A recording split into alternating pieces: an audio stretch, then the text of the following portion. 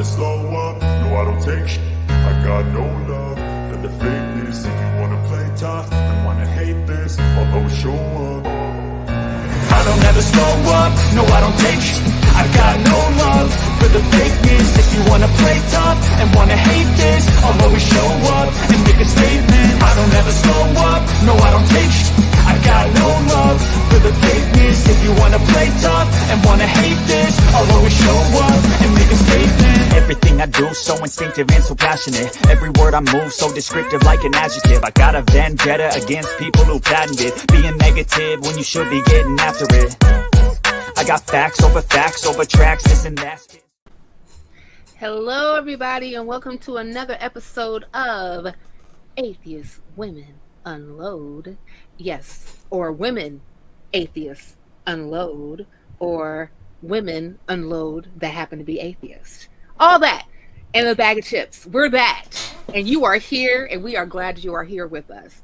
And we are talking all about incels. But before we do that, let me go ahead and introduce everybody that happens to be on the show today. To my, is that my right? You are, yes, to my right. Everybody else's left would be co-host Ghada. Ghada, welcome. Thank you. All right. And our special guest who is like the connoisseur of knowing all things incel, misogyny, and patriarchy.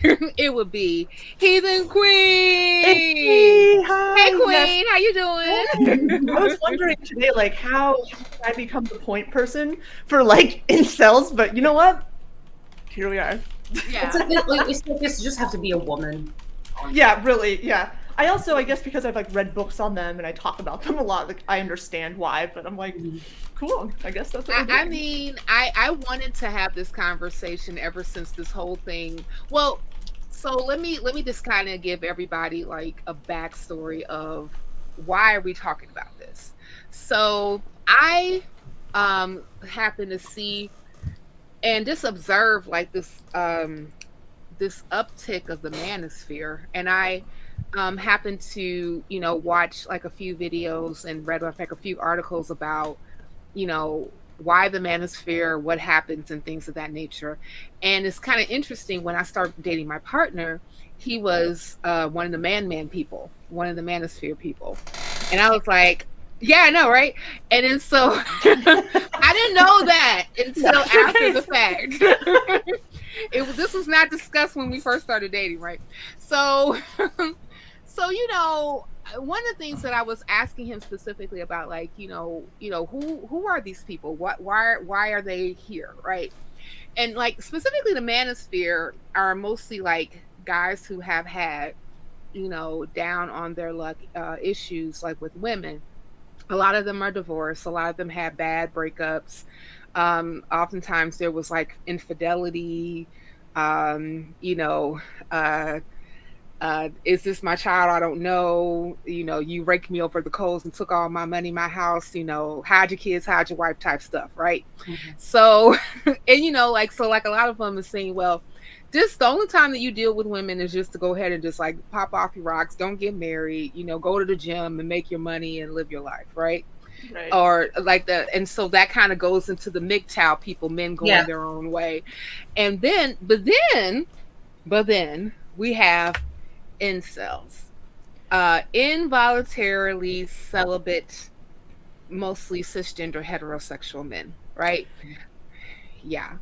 But before we get into everything, because like I wanted to discuss definitely, what are incels, why are they around, and what's the danger about them. But to kind of help frame the conversation, I was hoping that we can watch a quick video from Inside Edition. I want us to talk about it a little bit and then go ahead and go into our commentary. So if our lovely producer can go ahead and unroll that for us, please, I would appreciate it.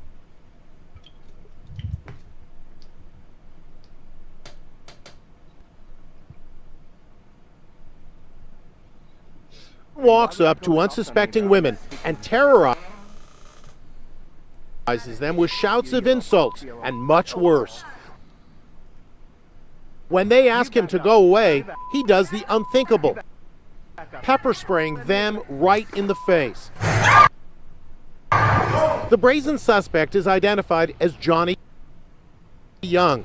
He's 25, and police say he is a self-described woman-hating incel. The most recent attacks happened here in the upscale community of Costa Mesa, California. Police say he approaches women, alone or in groups, and verbally assaults them to get attention. All of it on camera. Incredibly, when they defend themselves and fight back, he then claims to be the victim. These two women experienced the attacks firsthand.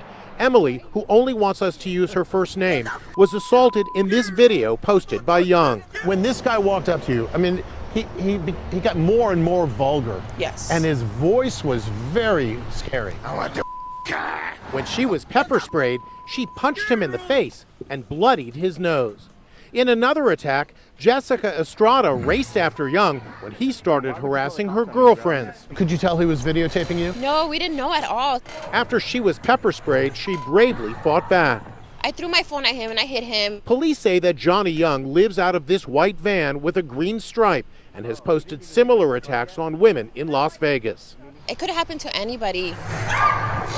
I'm shocked that he can't find someone to sleep with him in that van.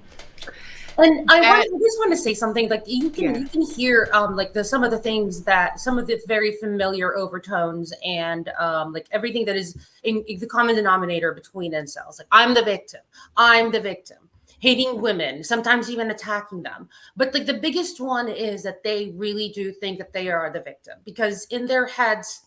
And like when you see an involuntary, celibate person, it's usually, like you mentioned, people that have gone through, probably horrible things in the background. Somebody that has had like bad luck with women. But to be honest, I don't really even think that that's the core of their issues. Because, okay, you get rejected, like so many people, we all get rejected. And there are men that get rejected several times and they don't end up being incels. They just like find something different that they're interested in. And like somehow that just like, it's okay, they're good. But then you get the people that go that route. And when they go that route is because there's more psychology that goes into it. You know, I was reading about it on Psychology Today about it, and the articles that I've been reading mention a lot about not having a father figure or a strong father figure, either somebody that is like there but absent, deadbeat fathers or fathers that have left their mother, so they were not raised with a good father figure or a good male figure, at least in their family. So what they do is that, most people, when they go and talk to them, they tell them like, oh, maybe because you're maybe skinny, you should go work out. And then, you'll get your muscles and then you're going to go ahead and get all the girls. But I mean, if you're going to be just like you mentioned, like if you always think of yourself as a victim, if you always think of yourself as ugly, I'm never going to get a girl because everybody else is going to go for the chads. They're the ones that are tall, handsome, muscles, and that's what every woman wants. But then you go talk to actual women, and that's not really what we want. Not even gay men. I mean, it's like if you think about it, nobody really cares about whether or not you're tall, handsome, and have abs if you're like a piece of shit person.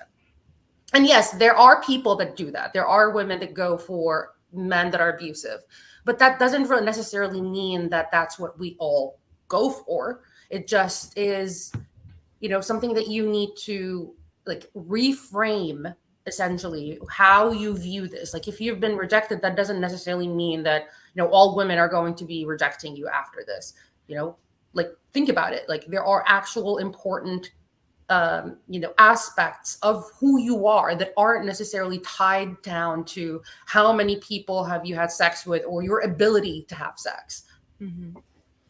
Yeah, I mean, I think that there's a lot of conflation with I would say like the psychology of an incel, as far as what they feel or what has been said or content that they happen to be attracted to kind of tell them that this is the type of woman that you're supposed to get, and if she doesn't want you, there's certain reasons why.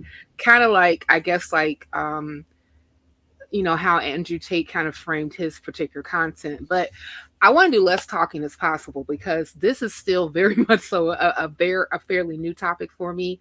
But when I saw that video and started to like learn more about incels and how like you do have a subsection of them that I have gotten very violent, and how vitriol people who happen to have this mind be. But a person whose Twitter that I have followed and have gotten in much zingers to misogynist, patriarchal, incelish, etc., is none other than Miss Heathen Queen. So there's been a few Zinger? There's been a few interactions that you have had. I was just like, Thank you. I was like, I was having a shitty day until I read that. But anyway, but I like you. I'm not nice. Well, I mean, they don't deserve it. I'm not upset that I'm not nice. It's just no. to them. I like look. I put it this way because like my thing is, especially when I was doing like a lot of activism work, especially on Twitter, like I would engage racist piece of shits all the time, right? And especially like since like I'm actively pushing for lineage-based reparations because this country was built on slavery, full stop. I'm very much so active in pushing that to be made into legislation and done. So when other racist and other people who just happen to be horrible would see like some of my posts, articles, etc., they will engage me and they will come at me like really like I tell everybody like I'm gonna meet you right where you're at. Like whatever energy you're putting out there, I will meet you there. Yes, I'm matching your energy. So if you're coming out of the gate swinging and being bigoted, I'm not going to be bigoted, but like I'm also not going to mince words with you. Oh gosh, no. Like I might not be able to change your mind, but I can get you to be quiet and I can get you to feel bad. And that's kind of, because when people want to learn, they do, and they don't approach things in a specific way. And I'm obviously not going to those people and like raising them to the ground. I'm people that are proud of what they're saying and they're being vile and vitriolic and violent oftentimes. Yeah. That's kind of how I feel about that. Yeah, that's kind of feel about it. But like you see, there've always been a subset of, unfortunately, like a subset of society that either are not lucky in dating or not lucky in finding a match. Back in the day when it was a match. But I mean, okay, so like I come from a different perspective. I come from a different background. I come from a country that is authoritarian, very religious, Saudi Arabia. And, I encountered these incels. Like, this doesn't even matter whether or not you're in an open society, like in the West.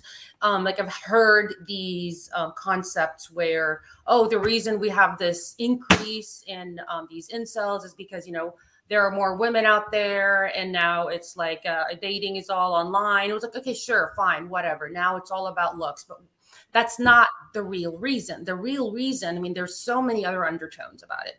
The number one being is that a lot of men, especially, since, essentially what the patriarchy is built on is that the men have this right to sex. So like when you grow up in a society, and it's unfortunately worldwide, it's like across a lot of cultures. I'm not going to say all because I have no idea what all cultures are, but it's a cross-cultural thing where men have this idea that they are owed sex just for being. So let's put a pin in that because that's very interesting. This whole notion of I'm a man and I have a right to sex, so give me the punani. So I understand that kind of is like the basis of like where we get like this thinking from. But but Queenie, I want you to talk more about that, your interactions with these people, some of the information that you have even learned. I'm giving carte blanche. Take it away. Where do I start? So I think one thing sorry. One thing that's really important in my own research that I've come across, because when I first started hearing about incels, it was like they're this sort of uniform monolith and they all hate women in this one like very specific kind of way, right? They all feel entitled to women. They're not getting what they want from women, and therefore they feel like they have a right to be violent and hateful and all this other stuff, right? But the further I get into research and reading and talking and all of this stuff, the more insidious it actually is. So you have this entire manosphere, which is an ecosystem of groups that have the same violently misogynistic underpinning. However, it's expressed in different ways, and sometimes it's hidden behind a facade of something that like our culture kind of finds like cheeky, right? So take a pickup artist for instance. Exactly. Yeah. Right. But like when you think of something like when you're trying to pick up a woman, right? Like you don't see that as violent. You don't see that as being like, or most people don't. You see it as someone who is like putting these like, putting moves on you, like giving you these cheesy lines, like, did it hurt when you fell from heaven? But the reality is that there's an entire industry based on pickup artistry, and all of its language is very dehumanizing and often very violent. Like there is tons of information out there about men that are like, basically women don't actually know what they want. They're putting up a defense because they think they're supposed to. It's called the like anti-slut defense. I'm not even joking. And basically, that's why they're saying no and you shouldn't listen to them, and like just all of this stuff. And then, yes, it does span sort of a broad spectrum where you have people like you were talking about, the men going their own way. We have obviously incels, and we have something I really want to talk about a bit today is we have men that are actually young boys that are turning into men that don't know that they hate women, right? But they're so immersed in their online life because so much of, look at us, right? Like I'm online all the time and I'm 33 years old, but like people in high school or middle school, they're online even more so. And it's a part of their community. And like, this is their life. So something that I was reading today that's really interesting is that there was a 2018 report that was done by, I believe it was, Data and Society. And basically they found that there's 60 academics, like a secret influencing network. I know secret sounds like super, like I'm being dramatic, but I'm not. Media pundits, internet figures, and they're all across 80 channels. And some of them are really extreme. Like you have people like Richard Spencer or Milo Yiannopoulos. And then on the other end, you have people that are more like socially acceptable, which are like Jordan Peterson, right? Like tons of men who otherwise seem like they have brain cells will stand up and be like, well, Jordan Peterson actually says some like really, no, he doesn't. Okay. Once upon a time. Yeah, once upon a time. And then I don't know, and the thing is what this group does, and the YouTube algorithm helps it, because what YouTube wants you to do is watch more watch time. That's what they want. They want you to watch as much as possible. They want you to click. And so this algorithm that YouTube builds, it's not intentionally being like trying to push a certain thing.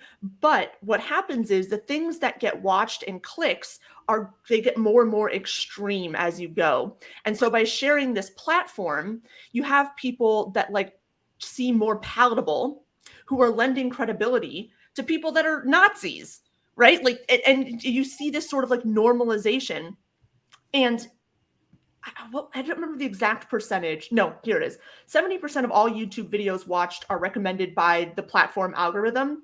Now, and also 37% of all mobile internet traffic is YouTube. So a quarter of all mobile internet traffic worldwide consists of videos that YouTube has chosen for you. And when you consider that what they want is watch time, and that what gets watch time is increasingly extreme versions of whatever you're currently watching, it's no wonder that people get sucked into this, right? And it can happen with anything, but we're talking about this specifically. And something else that's really insidious about all of this is that if you look at, if you talk to kids in high school, right? And I'm citing a study, I can give you the details, but I'm just giving you broad information. Talking to these kids in high school, And you look at like what social media they're ingesting outside of YouTube. So take Instagram, for instance, you have all of these like meme pages or like LOL pages, right? Where it's sort of 100,000 followers and they're putting out anything, just whatever. And there's no mention of the manosphere. There's no mention of incels. There's no mentions of men rights activists, like none of that. But the memes are all jokes about like domestic violence or date rape, or they're Islamophobic, or they're racist, or they're any of these other things. But like, it just creeps in, and all of this dehumanization, subconsciously or consciously, starts to take root.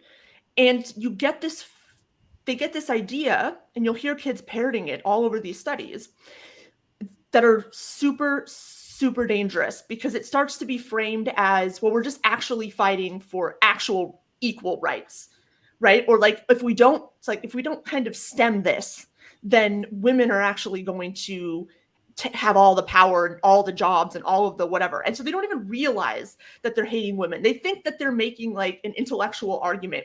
It's clearly a pseudo-intellectual argument fueled by bigotry. But this is what's happening. And it's taking root in sort of the younger generations and then coming up. And there's way more to all of that, but like, that's something that I don't think a lot of people realize and recognize. And it's really important to sort of be aware of that, because these same kids in these studies, this woman that I'm reading about, she goes to schools all the time. She's the founder of the Everyday Sexism Problem. Like, she has a lot of interaction with high school students.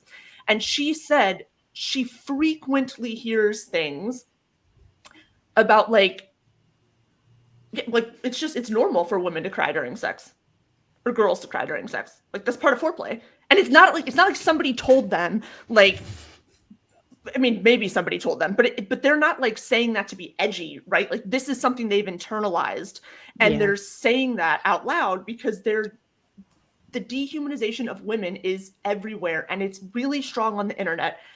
And like, by the time most kids are 16, I think it's 70% have seen porn. And there's, I think, a quarter of them have seen porn by the time they're 12. And if you look at the stuff that porn is, and I'm all for ethical porn. I think people should be able to, like, I have no slut shaming, no weirdness here. Like, go for it. Yeah. But the pornography that's getting pushed, that sort of mainstream, that's like in everybody's face, is male dominated. Women are submitting often in pain. It's degrading. It has nothing to do with the woman or liking the woman. It has everything to do with dominating the woman and getting what you want from that woman. And like, it's often violent. And it like, this is what's being put into minds, right? I know it sounds dramatic, but like, that's real. No, it's not dramatic. And let me just tell you guys, like, because this is reminding me of like a couple of books that I've read lately. So since I'm laid off, I'm catching up on my reading. It's great. But but like I just read like I read a couple of books by one of my favorite authors named Beverly Jenkins. She's known for doing historical fiction.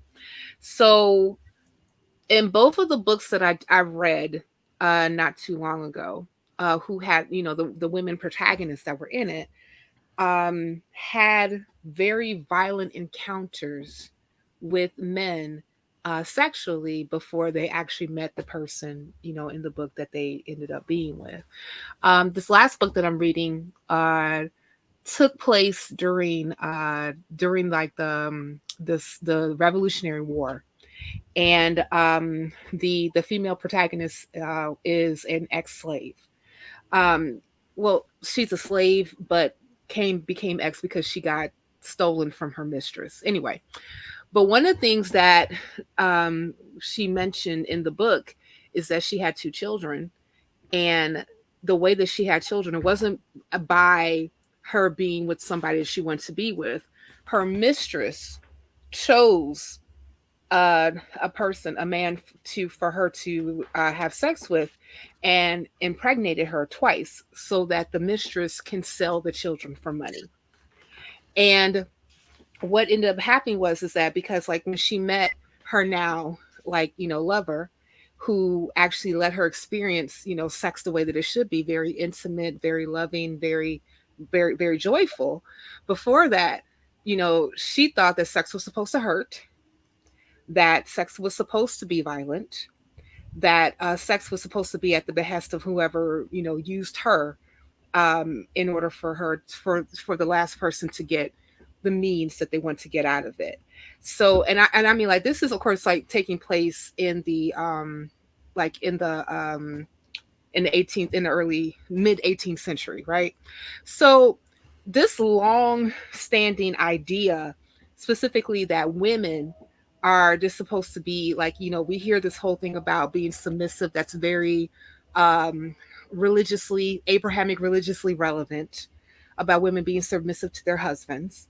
And part of that submission is to, give yourself willingly, your body, for your husband to use you however he sees fit, or whomever, your male dominated person should, have you used.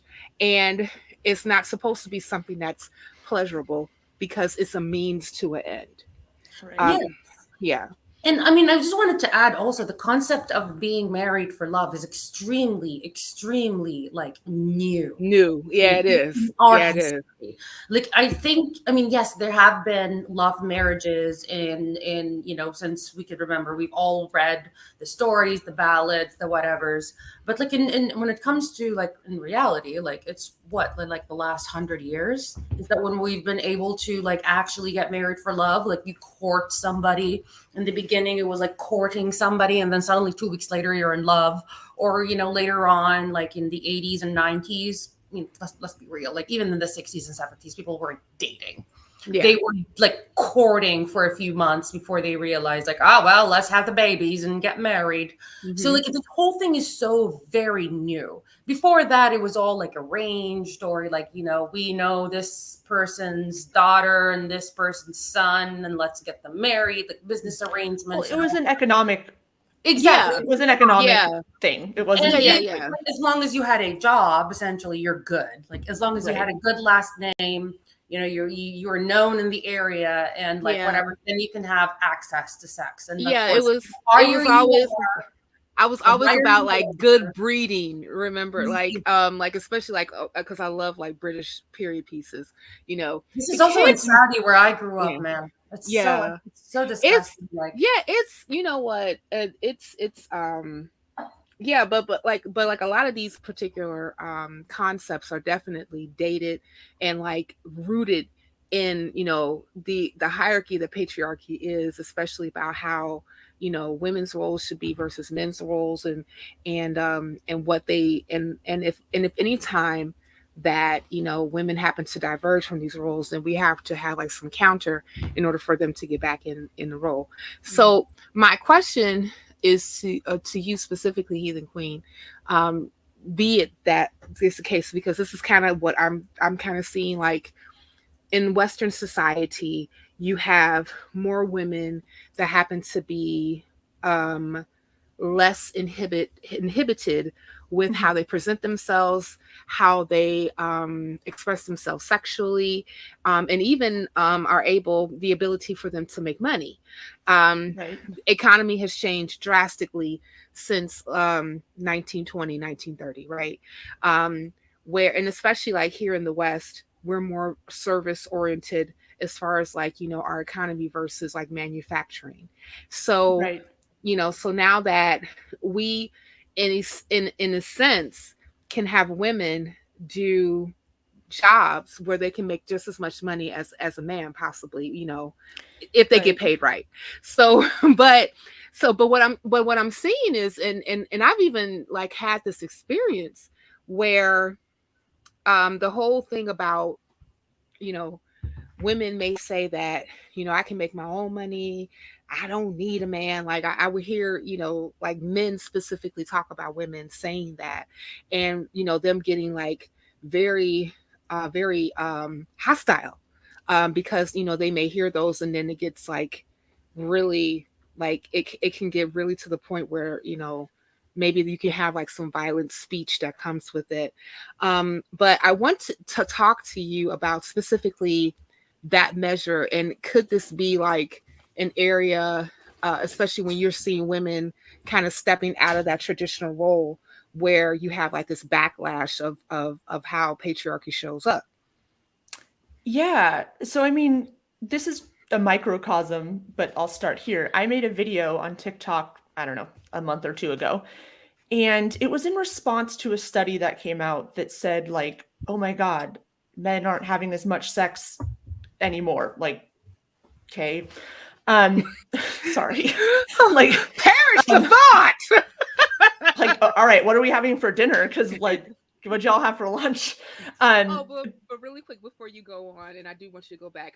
Shout out to Digital Harambe, that's Dr. Josh, for giving us a super chat of $1.99. Digital Hammurabi. Digital Hammurabi. I'm so sorry, Dr. Josh. I done fucked up that name. So that Digital Hammurabi, Dr. Josh, $1.99. Some of my favorite people. Phenomenal show. Thank you, Dr. Josh. And just want to say really quickly, yes, we can take super chats now here on Skeptic Haven. We have been monetized. So please don't hesitate to throw out your super chats and even like, and we will read your comments on screen. Thank you. Okay. And I also have a follow-up once Heathen Queen is done. Very good. Okay. Oh, yeah, sorry. Also, I can talk for kind of forever, so feel free to, no especially about topics like this, because I've been so deeply immersed in them. I don't even I honestly, I mean, I live obviously in America now, or always. And most days I'm like, if one more man talks to me ever, I'm going to lose it. Like, I can't imagine like somewhere else where it's so much worse. Just kidding. There's like 7 guys that I like. So I made a response video that was like, okay, men are having less sex. Like, I can't speak for everybody, but I can speak for me and the women I know. And a couple of the reasons for this are, one, yeah, women are less economically dependent on men. And so men now actually have to be likable. Like, you're not just getting, and that should be good, right? Like, men should want that, because like, really what that says about the man is they're thinking like their entire value is in what they can provide. So if I can't get someone to be dependent on me, then like, how am I supposed to get them to want to spend time with me? Right. And like, no, like you get a hobby. I don't know, like be likable. Yeah. So sorry, I didn't mean to interrupt you like there, but like exactly that. Like at some point, men, like according to like, very, very super generalizations, is that they always have this feeling that they need to provide, they need to provide, that's how like they derive their meaning in life through that. And we as humans, we need meaning. Like, that's why people sometimes need religion, sometimes people need hope, whatever. And actually, to say that, and then I'll let you finish, Ghada, but we as like women, like especially like us cis women, have been programmed to expect that as well. Yes. Like if we're going to have a partner, then he has to be, the breadwinner, provider. I even remember my father told me when I was like in college and I would ask for a lot of money. I mean, but like, shit, I'm in college and you're my dad, so give me money. But regardless, my job is like, I don't have any, so right, like my job is being in college, so I have no money. You have it, so work it over, old man. Anyway, so so one of the things that one of my friends said, she said, when you get married, one of the first things going to do when your dad gives you away is take your hand out of his pocket and put it into your husband's pocket. Oh God! And I'm like, well, I'm in college so that I can do what my parents told me to do, which is get an education, get a job, make your own money so you don't have to depend on a man. That's what was taught to me, but I understand like a lot of times like this whole thing about, hey, let's also, by the by, teach you how to choose a mate so that they can take care of you for the rest of your life. You know, so yeah, we've been programmed for that too. Yeah. I just want to interject that. I mean, I don't remember the author right now, but I was listening to him because I do believe that men do actually have grievances. Like there are true, real grievances that they go through, especially like in this kind of like culture where you're still like in between. Like, do you become like a masculine man, like don't cry, don't show feelings. I gave an entire hour-long presentation on this last weekend, and I still didn't say everything I had to say. So much, I know. But like the concept of the man being the provider and the woman being at home and being the support, that is gone. Even if you don't want it, even if you like that's what you want as a family, like if you want the man to be the provider and you to be the mom, like that is extremely difficult because it's almost impossible to live on one income these days. So that is true. Like that day, those days of having, like the father as the provider and the mother as the stay-at-home and the support that she does everything, whatever, those are gone. No matter how, like you can pray as much as you want, it's not coming back. So men have Donna Reed, Leave It to Beaver is gone, guys. Yeah. So like for honestly, like it's essentially it's the economy. Like if you hate that concept, just think of it from this way. You need the money in order to raise your children. Right. So if you have to find a different way to derive the meaning, you be a father. Like, have you thought about that? Like actually be active as a father, find a hobby. Like, Heathen Queen was saying, find something else that gives you meaning that isn't just being the macho man that brings home the bacon. Yeah, Macho Man Randy Savage. But let's get back to the incel thing. But before we do, I found an article, and I like articles being a nonprofit at all. And this particular article is, I'm gonna ask this to be shared. I'm gonna ask our lovely producer, because you are lovely, share this in the chat. It's from The Guardian. Because I really want to get back to this whole notion about incels being dangerous. But all of that adds to how you become become an incel. Like you become an incel because of all of these things that we have just mentioned. Right. Yeah. But they mentioned specifically here, even though like this particular article was written by Maya Yang in New York, and it was published in The Guardian on March 16, 2022. And at the time, she said a new U.S. Secret Service report details a rising threat from men who identify as involuntary celibates or incels due to their inability to form intimate relationships with women. The report, released on Tuesday and prepared by the National Threat Assessment Center, highlights behavior threats assessment themes identified in years of research examining targeted violence. Themes include concerning and threatening communications concerning online content, chronic and acute stressors, illicit concerns in others, interpersonal difficulties, history of being bullied, financial instability, failed life aspirations, and lack of consequences. As a case study, the Secret Service examined a 2018 shooting at a yoga class in Tallahassee, Florida, in which a man killed 2 women and wounded 6. The attacker was motivated to carry out violence by his inability to develop or maintain relationships with women, along with his perception of women's societal power over men, the report says. The gunman, 40-year-old Scott Paul Burley, exhibited numerous warning signs, including a history of inappropriate and criminal behavior towards women and girls. And I'll stop with this last quote from Steve Driscoll, the lead researcher specialist at NTAC. He said, during his teenage years, the attacker was accused of stalking his classmates and wrote stories that centered around violent themes. One of those stories was an 81-page long and involved the protagonist murdering several girls and committing suicide. The female characters in the story that were killed represented the attacker's actual classmates from his high school, but he slightly changed the names in his writing.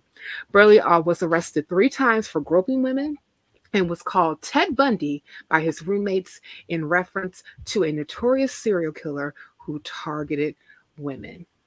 Okay, so I'm just going to go ahead and stop right there. I went ahead and put that in the chat with us so that it can be placed in the chat here. Guys, make sure you get a chance to read it later on.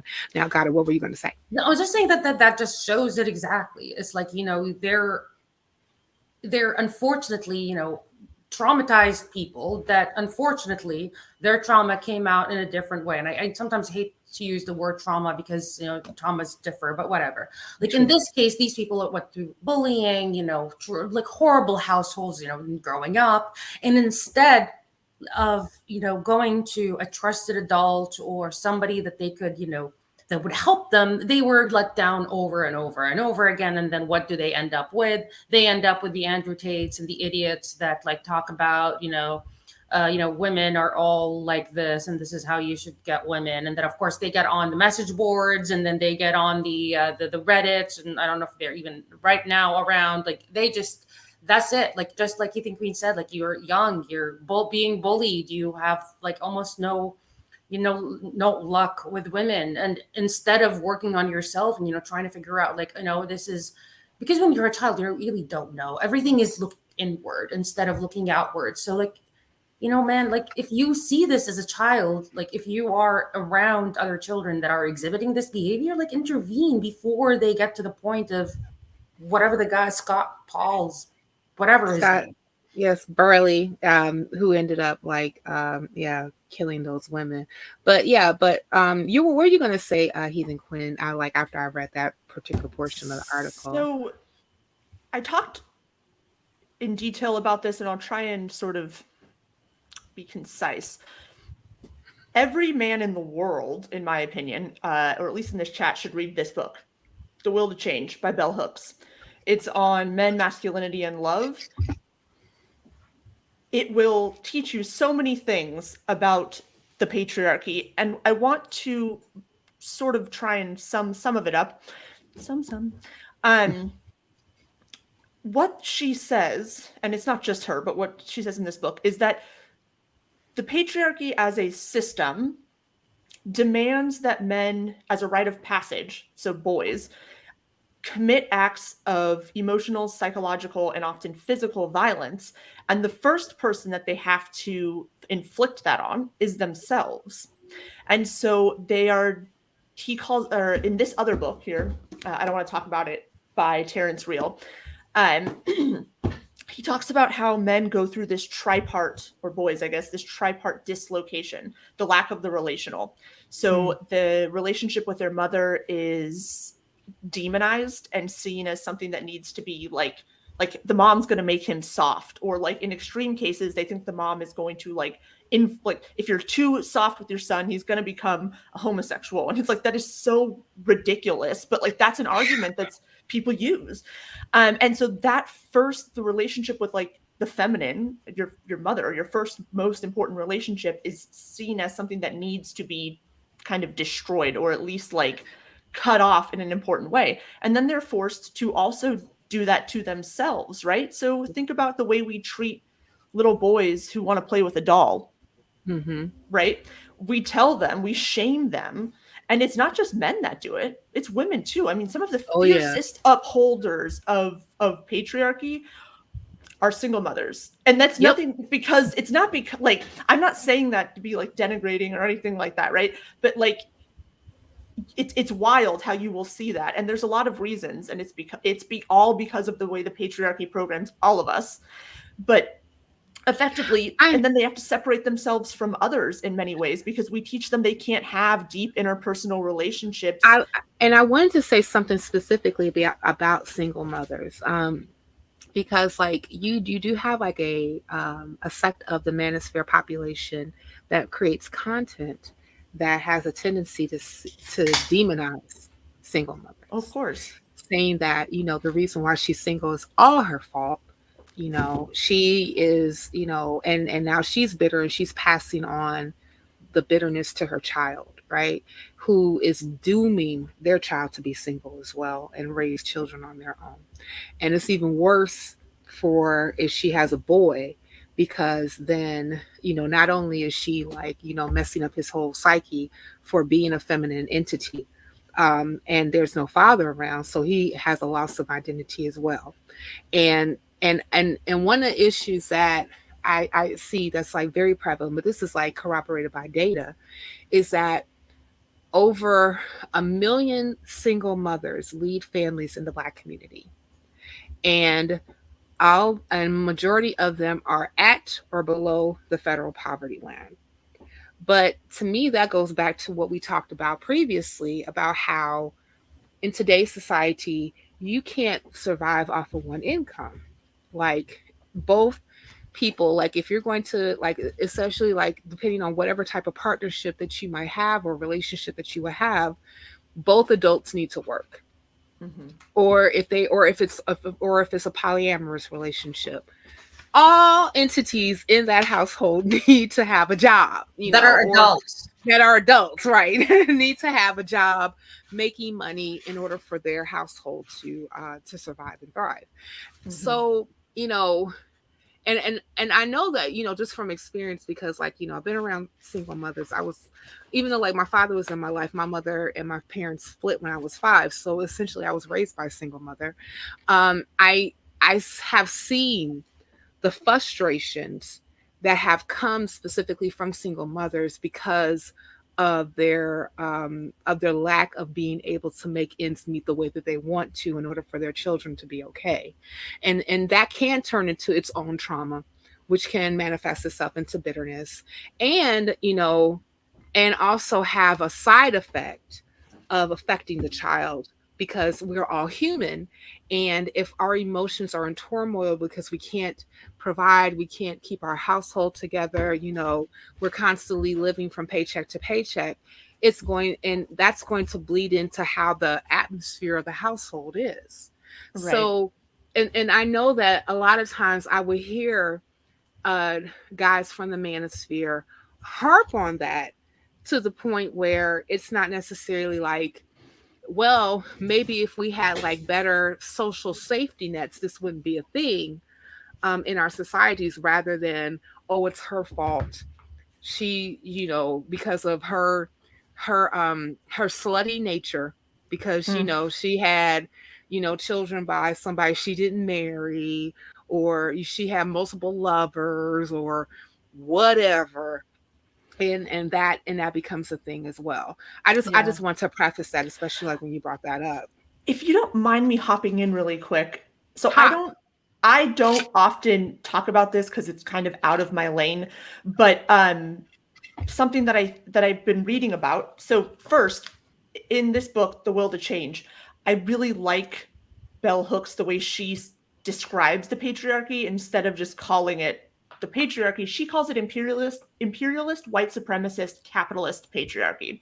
And I think that like there's so much nuance, because when we think about the patriarchy, we think about men and women, right? But so much of the patriarchy and so much of the manosphere and so much of incels is actually founded and tied up with white supremacy. Oh yeah. And I would disagree a little bit on that, because I've seen it in cultures that have not encountered white people until much later, and they had misogyny, as I said, like with Arabs, they have Islam, like Islam is raped with so much misogyny. I think the imperialists and the colonialists, like, yes, the people that the elites are usually the ones that keep on putting this up over and over. But I will say, I will say, the West primarily. Yeah, that's in what the I was Western. talking about. Yeah, and just to preface that, Ghada, because like, yes, we understand that patriarchy definitely shows up in different parts of the world. That is not a doubt, right? But like Western culture, specifically when we're talking about the establishment of Americas, I can definitely see that how it ties into white supremacy, because white supremacy is very tied into capitalism and it's very tied into patriarchy. Yes. I mean, like our entire the West was founded on genocide and forced labor. And it was all to build up a capitalistic society in order for a certain sect of people to be honored, glorified, put up to the top, and then choose what people on the bottom. I remember up until 1865, especially here in America, the only people who could vote was cisgender white men with land. Right. Those are the only ones. The only reason that I sort of brought that up, because we're talking about single moms. And so, yeah, I'm definitely speaking to the West, because that's where my sort of knowledge base is and my research. But certainly it exists other places. I just think that our brand here is very much predicated and rooted in white supremacy, and you can't separate those two things. Right. That's here.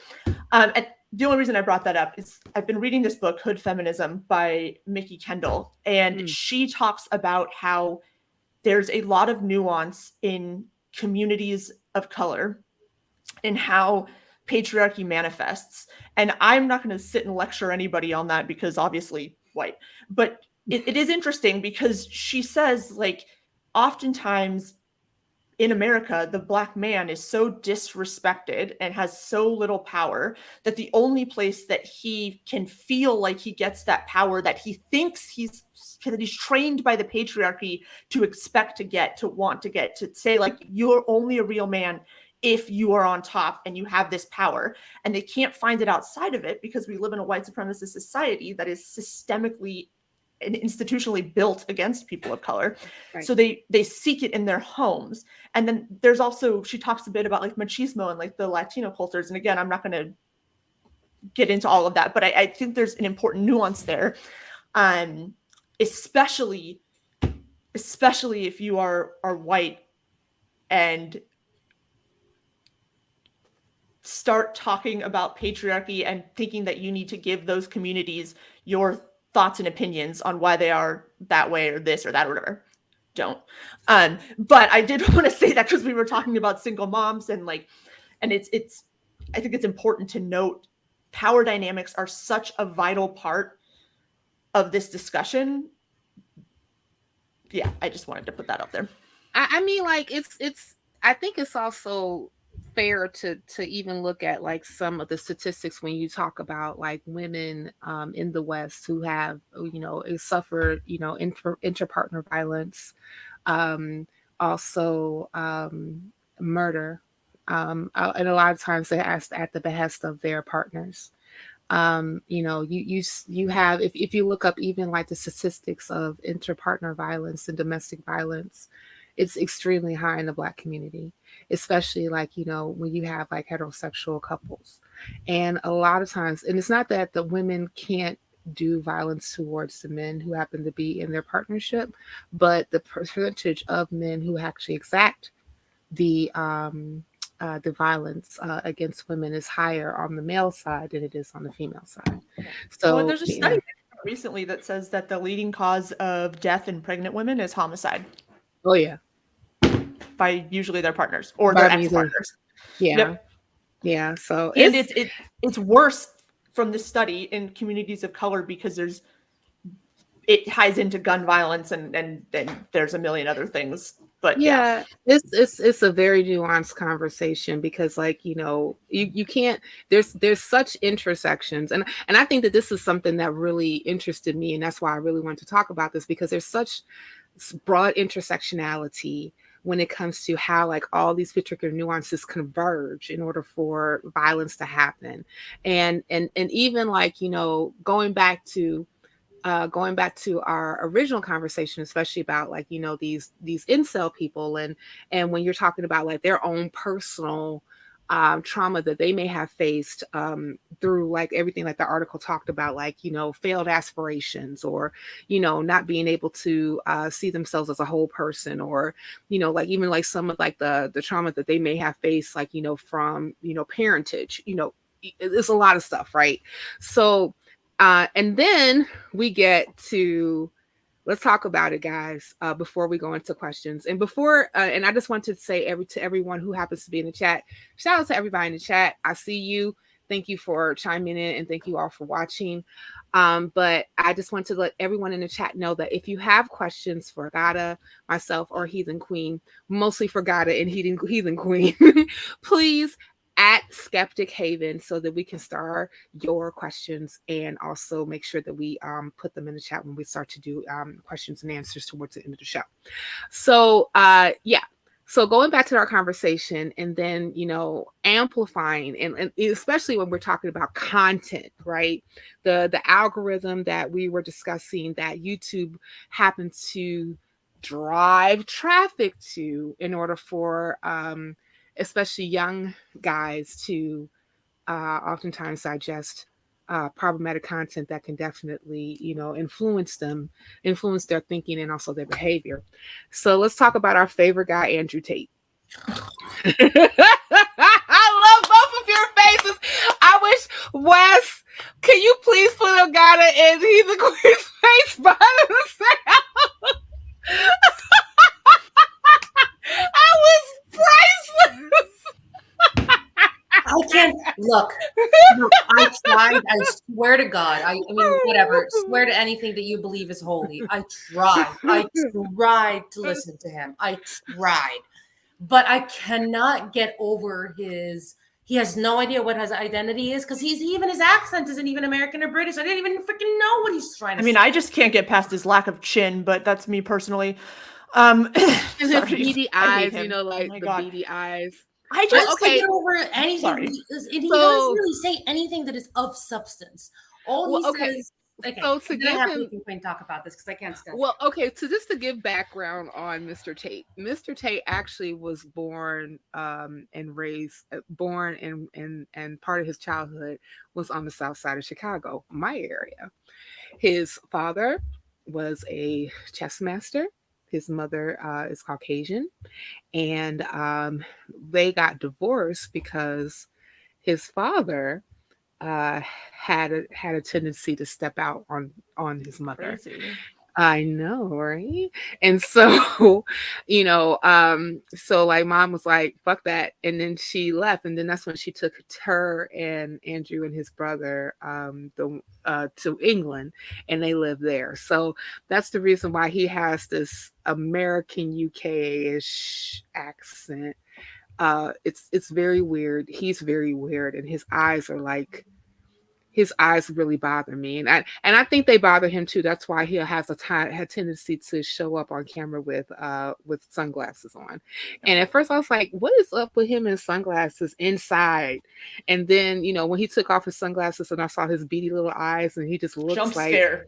Yeah. I was like, whoa. And I was like, put your glasses on. Right. So anyway, so yes, Mr. Tate. I never knew who this person was, even though like some people say like he, when I found out like he was like the most Googled person in 2022 or something like that, I was like, why? And then I happened to watch like a lot of his content, and of course like I was hearing about like his criminal past, and I remember bringing this up to my partner. He was like, my man. I was like, whoa, why is he your man? No, we need to talk about this. Canceled. Right, we need to discuss this because he is a vile. He's vile. He's a human trafficker. Sorry. Yes, he's a human trafficker who endorses rape culture. He literally went to Romania because the laws there are more lax. What he said it out of his own mouth. I remember bringing this up to my partner. I said, babe, he said specifically, and I quote, why am I moving to Romania? Well, first off, it's the whole Me Too thing. And secondly, rape laws are less lax in Romania than they are in the West. And also the government is more corrupt so that you can pay them off. Not to say that I'm a rapist, but I like the ability to do whatever I want.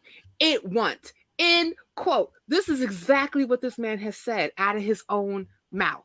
Okay. So I'm like, why are we celebrating a person like this? So because guys, so many men don't see women as full people. They see them as someone they see sex with women as something they do to women, not something they do with women. And because they don't think that women are fully people, whether or not they want to admit it, you talk to them for long enough, they'll start to see this come out. They don't. So they like that someone is telling them that like, yeah, actually you don't have to be a better person. Like you don't have to make a woman like you. You don't have to treat them like equals. You can take what you want by force, right? Like you deserve women. You're owed them. You're entitled women. That's the right. I mean, sometimes that's what's expressed overtly, but like oftentimes it's the undertones as well. But like, that's why, because finally someone is saying like, look, I'm successful. I have money. I have women on my arm because of the money, but whatever. So like, look, I'm doing it. You can do it too, right? It's permission for shit they already wanted to do. Yes.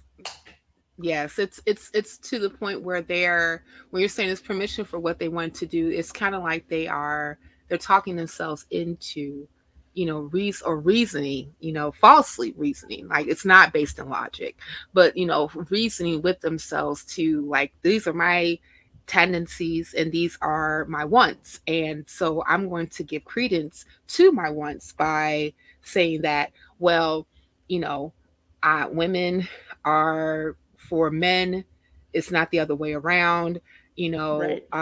It's also too, he has this whole thing about like, it's okay for me to cheat, but it's not okay for her to cheat. And like, why would you leave a person that cheats on you? I said, well, if you as a person decided that you would want to be in a monogamous relationship and you all had that conversation that this is what you want, and they happen to step out on their boundaries, you have absolutely every right to leave that person. I don't necessarily, like I said, I am fully endorsing, sexual liberty and polyamory, but ethically. In other words, you guys are consenting adults. You guys have that conversation on how your relationship is going to go and what and you have set boundaries on how that relationship is going to go. But for those who don't necessarily lean towards polyamory or prefer to be in a monogamous relationship, and that's what they have communicated to their partner, and their partner has agreed to this, then when that person steps outside of the boundaries, they have absolutely every right to say, I'm not for this relationship. I don't want to be in it any longer, because you violated my boundaries, right? And it seems like to me specifically is when he is talking, and he talks a lot about like, his money, his Bugattis. He had 33 of them. Not all anymore. No, they've been seized. And also, I don't know, this is like poetic justice what's been happening to this guy. I'm not that much to talk about karma, but damn. Anyway. I mean, I'm petty as hell, so. And like, hey, but you still have a subsection of guys, especially from the manosphere, who is really believing this guy's going to get off. And I was like, what are you praying for this? I mean, like, well, yes. Nothing fails like prayer. Nothing. No, there are like people prayer. saying that they need to pray for him because he's being falsely whatever. Like, yeah, there's like there's a subset of the I wish this was alcohol. Muslims that are like all like praying for him. It's like he didn't do anything wrong. Like, oh, dude, just like sex outside of marriage is against your religion, and this you really like was. Yeah, you're right, Ghada, because like he said that he's Muslim. Yeah, but I mean, he's also like a certain type of Muslim where he's like shown and like, oh, when I'm in Dubai, I do this, and when I'm here, I do that. I'm like, oh. But did you guys know that before he converted to being Muslim, that he was an atheist? Yeah, but atheist, or he just a non-believer? No, I mean, remember, being an atheist only means it's the answer to one question: do you believe in a God or gods? That's it. As far as like any person can be an atheist, you can be one of the most sweetest, wonderfulest persons in the world, like me, or you can be a piece of shit like him. So he's not Muslim. He's an opportunist. He is an opportunist. That's like he's adopting whatever fits at that moment to garner validation, support, or justification for whatever it is he wants to do. That's it. And like, to line his pockets. Oh, of course. Yeah. Yep. He was interviewed by a lot of like Muslim YouTubers or whatever the fuck. Mm-hmm. Okay, and let's talk about this, because this is really, a burning topic in my mind about how he specifically was able to take these terrible, problematic ideas and notions, especially when you're talking about men and women, and actually turn it into a business, even though he became a millionaire because of exploiting and human trafficking. We know that, right? But, he was able to also create other streams of income by redepositing these very toxic ideas. And yeah, so I really, so yeah, guys, please talk about that. And how it shows up, like, especially with what we're discussing and some of the problems that we're seeing. So I think the most straightforward answer is that the patriarchy socializes men not to have an identity. They socialize men to not be women. That's it. And so there's this void in, like, what is a man, right? And you often hear, he says it in this book, talk about it in Double Negatives, where they'll say, like, instead of saying they're strong, they'll say they're not weak. Or instead of saying they're independent, they'll say that being a man is not being dependent on whatever, right?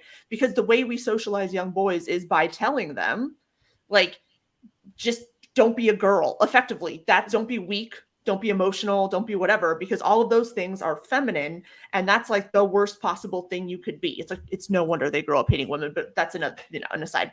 And so when you have this complete void of identity, you have no identity, you don't know who you are, and you're not getting the thing that the patriarchy has promised you, right? Which is women and sex. And there's a whole bunch there to unpack about how men are taught that they're going to find, like, emotional connection and value and whatever in sex, and when they don't, they misplace that anger on women. But that's I don't know, we have time for that.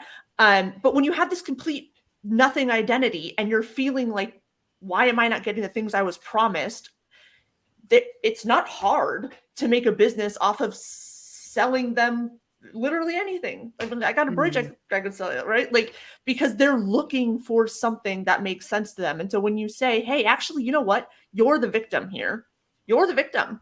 That resonates with them, right? And you're just like, actually, you don't need to change. It's nothing you've done wrong. It's not like the power dynamics in society. Actually, and we're gonna red pill you, right? You're gonna figure this out. It's women. Women actually have the power here, and they're the ones that are withholding and doing this. And that's, again, where you see this, like, 80-20 thing come out, where they're like, 20% of men are having all the sex, or, like, 80% of women are going after 20% of men. And, like, I've thoroughly debunked that on my channel, but regardless, like, that's what happens. And so they build this narrative around the Chads we were talking about earlier, who are simultaneously who they want to be and also who they hate. It's not hard to create a business when, like, people are, like, there for the taking. It blows my mind, because I've heard men say this on more than one occasion about women having the power in relationships, especially when it comes to sex. And that's such bullshit. Because I'm like, how many women do you know that have been sexually assaulted? Because pretty much everybody I know, every woman I know has. Maybe the handful that haven't. But, like, if we had that power... If we had that power, then why is it the majority of people who have been sexually assaulted are women? And also, you do have, like, a large sum of those women who have not reported their sexual assault. And it's quite no. I mean, this has been empirically proven. So, and that's why it really just wants to tear my weave out, y'all, when I hear about why, like, when I hear, especially men say that women have the power in a relationship and have power in sex. And I was like, if we did, then we wouldn't be sexually assulted so much. And what if we had the power? What if we'd all be having better sex? I know, right? Like, it doesn't really matter. Like, it's like, okay, so what? Like, there's also a lot of animals in the animal kingdom where women are the ones that control sex. I mean, there are some animal rapes, but still, like, they're animals. We're not, like, cognitive human beings that have, know right from wrong. Yeah, that's, we're just a higher set of animal. What they think when they say that, sorry to interrupt. No, you're fine. Go ahead. What they think when they say that, like, women have the power, what that means is they want more sex than women are willing to give them. So they think women then have the power, as opposed to women just having agency and saying, like, no, I don't want to do that. It's not power should say, I don't want to engage with you in this way. It's agency. But they think it's power. Exactly. It's agency. They think it's power because they think they're owed this. They're entitled to this. And so if you're entitled to something and somebody's withholding it, they have the power. And so it's completely fucked. Sorry, excuse my language. No, it's okay. We're more than 2 minutes into the program. You can say fuck all day long. Fuck. See, there you go. But like that's the thing, right? Like, and I don't think most men realize that. I don't even know if women realize that, but like this language, the way things are talked about is really important, because when men say women have the power, all they mean is that women finally have agency. And so they're not withholding something that you are owed. This is not someone withholding your paycheck for work that you've done. Right. Okay. This is someone saying, I just don't want to do that with you. Right. It reminded me of this. I was watching TYT and Anna Kasparian. Is it Kasparian? I always mess up. But Kasparian. Anna Kasparian did a story specifically about Andrew Tate with some phone notes that he sent to a person that he used to deal with sexually, and it specifically talked about how they were getting hot and heavy. You know, they were kissing, they were necking. You know, see how old I am? I said the word necking, and then you know, but all she really wanted to do was just that. She didn't want to do the full ya dig. And so he sat back and said to her, I'm just trying to think if I'm going to rape you or not. And then he decided to rape her. And she described in full detail, and then the phone note specifically went out because she recorded it and sent it over to the authorities about how he said how much he enjoyed raping her. It turned him on. And the more that she hated it, the more that he loved it. And that's prevalent thinking, in the incel community. Yes. It's very prevalent that they'll say things like they wouldn't feel like a real man if they weren't raping a woman. Like, I've seen entire manifestos on why rape should be legal. And that y'all wonder why I'm like, don't ever talk to me again. and you know, and here's the thing, like I say, well, here's the thing, sir. And I use that term loosely. It was legal because, like, any, you know, when it comes to and to be honest, like, rape is still something that is highly under prosecuted in the West. Yeah. You know, we still have, and a lot of that is because it's laughable when you say to a person who may come forward and claim sexual assault that you say that we should believe them. And then they go, oh, whatever, believe them, right? And it's not to say that, you know, do some people happen to feign sexual assault and it not be true? Absolutely, they do. That's you know, such an outlier. It is such an outlier. And I get what you. I get. Sorry, I know you know that. I'm just like, no, right? No, it could no, but you're right. It is an outlier. I mean, like, you know, but like the thing about it is that that's the portion of those who happen to lie about being sexually assaulted, and that's what's inflated. So when people actually come forward with actual cases and it's real, then they get completely swept under the rug because of these outliers that are happen to be amplified. You know, and my whole thing is like, but the problem is, especially like when we talk about Andrew Tate's situation, when there were women who actually came forward when he was in England that said that they were sexually assaulted by him. It took 4 years for them to turn it over, for the police there to turn it over to the Crown Police. And by that time, they weren't going through an investigations. They weren't prosecuting. They weren't doing nothing. They just let it sit on. And then he was like, oh, shit, well, you know, before they raid my stuff again, I'm about to go to Romania and see if I can get away with the shit all over again. Yeah. You know, so, I mean, so we still have this problem within society in of itself that, you know, society patriarchal ideals actually breeds this stuff. they breed this stuff, as far as, especially like when we talk about insular communities, and how they and how they have this notion like, I'm owed this because I am a man, and if you don't give it to me, I'm going to take it, or I'm going to exact violence on you. So I think we want to get to the point, because like, I'm not sure, I don't see if we have like any questions, but I do see like um a lot of commentary going on in the chat. So again, guys, thank you for participating. But this show specifically is called What is an Incel and How Do We Get Rid of Them? And we have, I believe, successfully gave a proper definition, look-see on what an incel is, right? So let's talk about possible solutions. How do we get rid of this toxic, disgusting, problematic, against humanistic societal behavior idea that these people should exist? As far as like their ideas, like, people should definitely exist, but how do we get rid of the idea that people should actually tie themselves to being an incel?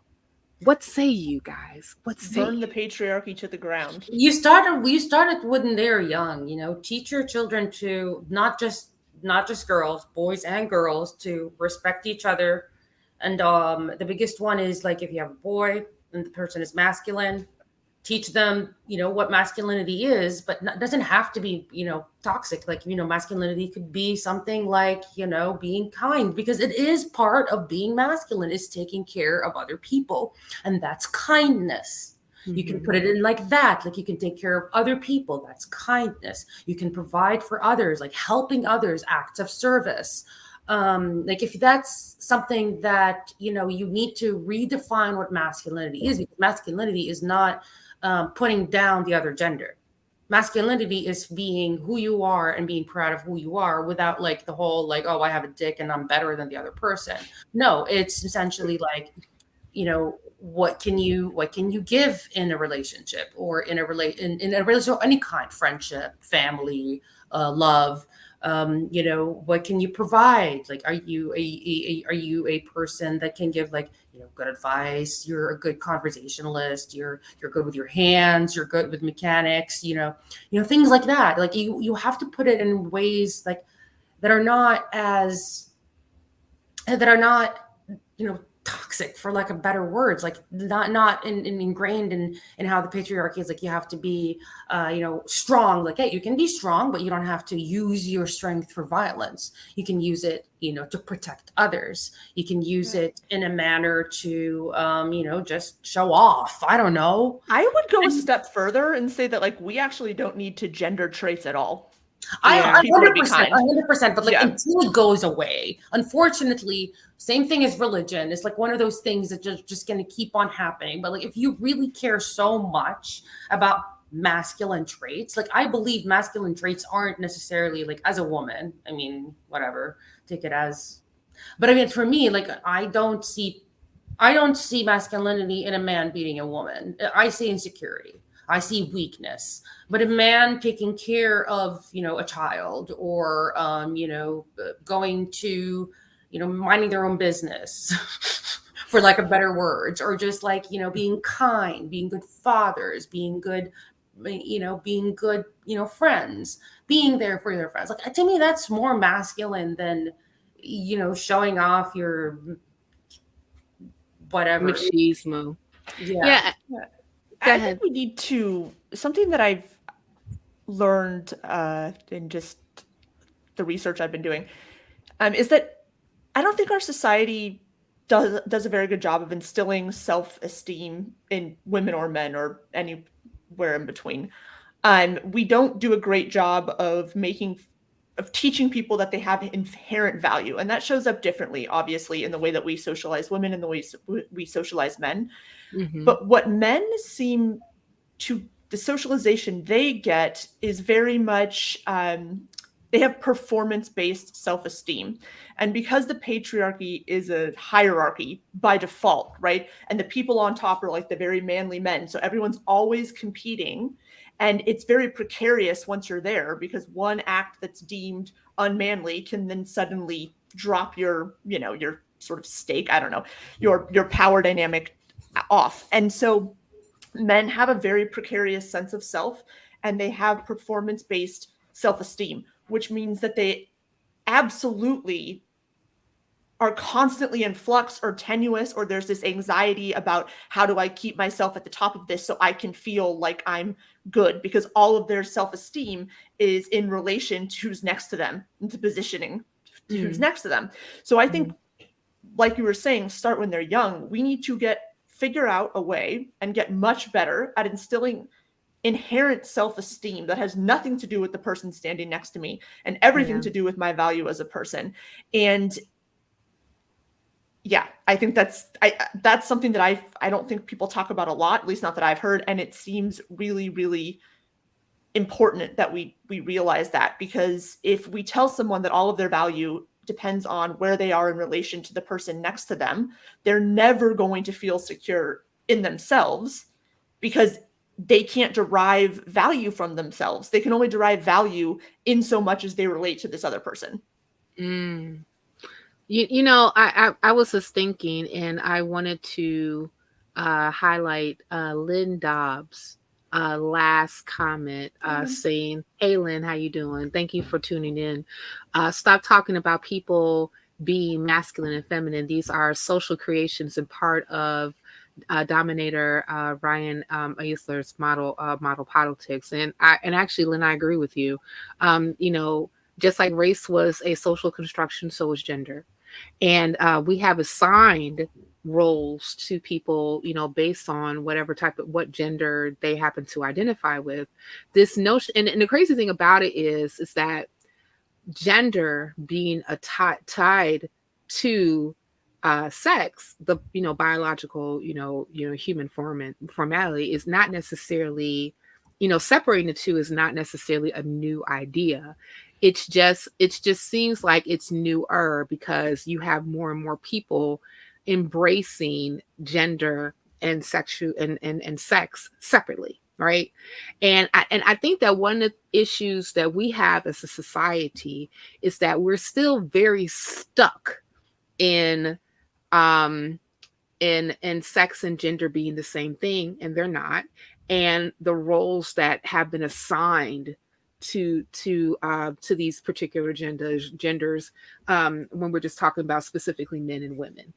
And it kind of reminds me of, like, this whole thing about when human beings were more hunter-gatherers, and those who happened to be of the male sex were the ones who were assigned to hunt and gather, and those who happened to be women who were of the female sex were denigrated to being more so the homemakers per se. And now we don't necessarily have to do that. That's not in our society. Any person can work. Any person can bring home the proverbial bacon, even though I'm a pescatarian, I don't eat bacon, and and the like. And so we, and I think that one of the issues that we have to do as a society is divorce ourselves from this mind fuck that patriarchy happens to be. And because in actuality, however it shows up, whether if it shows up in the West as white supremacy, however it shows up in other countries as a hierarchy of class, or even a hierarchy of men dominance over women, and especially how or even in religious terms, right? It happens to be something that affects us adversely. All of us, all of us have been harmed and by patriarchal ideals, patriarchal societies, and patriarchal hierarchies. It's because in essence, the patriarchy always has to have somebody at the top and somebody at the bottom, and the person at the bottom is always being stepped on, even though that person that's on the bottom is basically the foundation of making society run in the first place. So it's and because like these ideas, even though like incel may be a newer terminology, it is not a new idea. And we have to be in a space where we are willing, at least a critical mass of us are willing to rethink how society actually shows up and give space. You can tell I'm a social worker because I use that term all.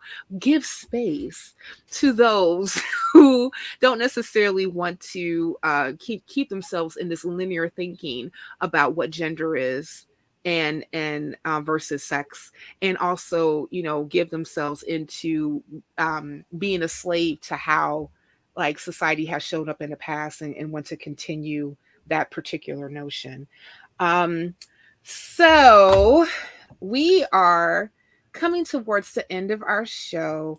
I want to thank everyone again for being participatory in the chat and happen to watch us babble, but talking about really important things. I definitely want to thank my co-host Ghada for being here and offering insight, as always insightful. Love you. And also our Heathen Queen. Looking forward to seeing you again. Me too. This is fun. Yeah. Yes. And you got to come back here too. So we can, because like everywhere, all the time. Yeah. Well, this is a longer conversation, and I definitely believe we can talk forever about this. Yeah. I keep saying on all these shows, we need a part two. Like, because Heathen Queen, like I feel like I can just like give you like, oh hey, do you want to know about Saudi incels? I can show you some. Yes, Yes. Yeah. I think we could probably talk about this until like tomorrow at this time and still not get through everything.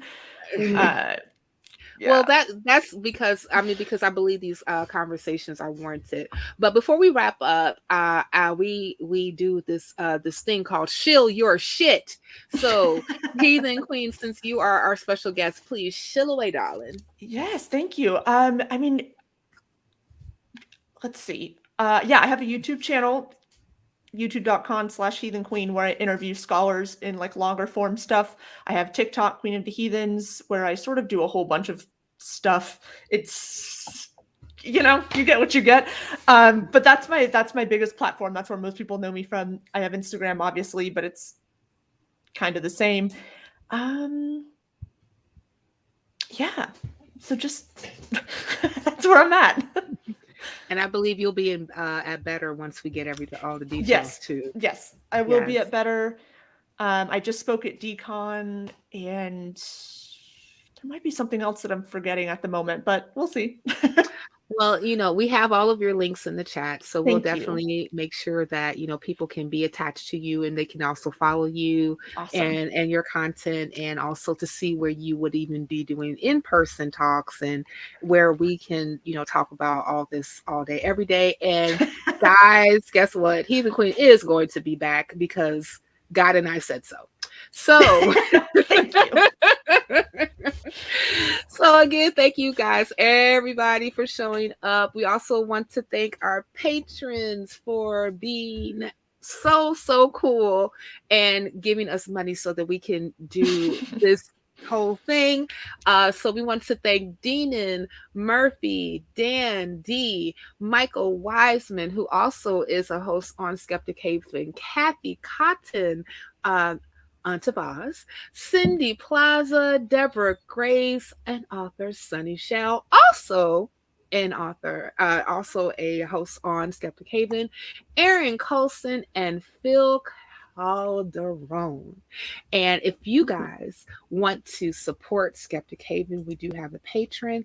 I'm going to please ask our lovely producer to please put up the link and also show the people where they can become a patron. If you go to everywhere, drum roll, while Wes actually types. It's almost over there. It's almost there. It's almost there. It's gonna go in there really quickly. There it is. There we go. That's yes. To be a patron, please go to www.patreon.com/Skeptic Haven. Also, if you are a person that has suffered from religious trauma or need a way for you to be able to divorce yourself from religion, or just need a person to talk to, Recovery from Religion is your place. Please, I saw that you put up that particular yes. And I have contacted them before. Please go to www.recoveringfromreligion.org/need to talk, or you can call them at 1-844-I doubt it.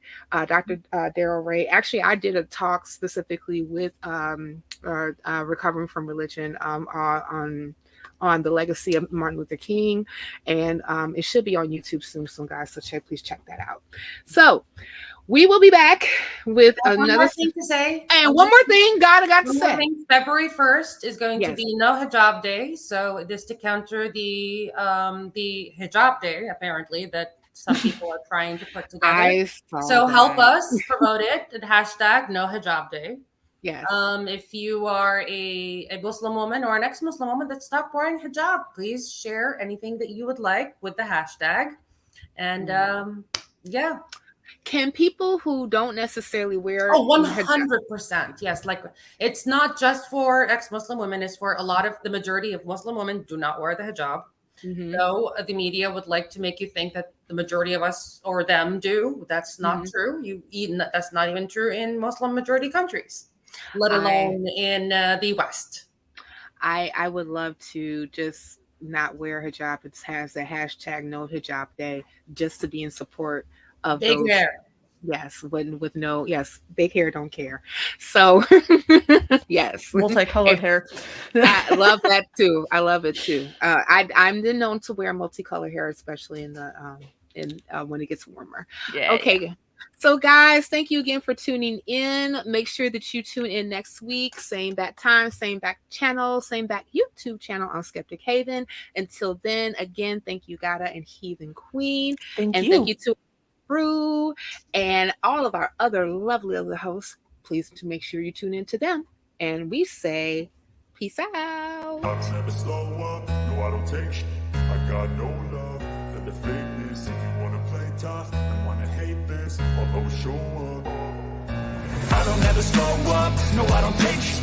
I got no love for the fakeness. If you wanna play tough and wanna hate this, I'll always show up and make a statement. I don't ever slow up, no I don't take shit. I got no love for the fakeness. If you wanna play tough and wanna hate this, I'll always show up and make a statement. Everything I do so instinctive and so passionate. Every word I move so descriptive like an adjective. I got a vendetta against people who patented being negative when you should be getting after it.